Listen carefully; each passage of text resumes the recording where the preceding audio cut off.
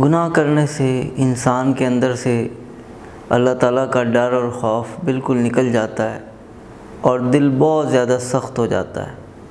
اور وہ بڑے سے بڑے جرائم کا ارتکاب کرنے سے گریز نہیں کرتا اور بڑی سے بڑی جرات کر بیٹھتا ہے۔ یہود کو دیکھ لیں کہ وہ گناہ کرتے کرتے یہاں تک پہنچے کہ انہوں نے انبیاء علیہ السلام کا قتل بھی کر ڈالا، بہت سے انبیاء کو جھٹلایا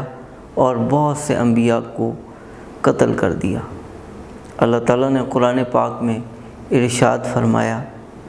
وَيَقْتُلُونَ النَّبِيِّينَ بِغَيْرِ الْحَقِّ ذَلِكَ بِمَا عَصَوْا وَكَانُوا يَعْتَدُونَ۔ انہوں نے انبیاء کا ناحق قتل کیا، وجہ یہ کہ یہ نافرمانیاں کرتے تھے اور حد سے تجاوز کرتے تھے، جو اللہ تعالیٰ کی طرف سے حدود مقرر تھیں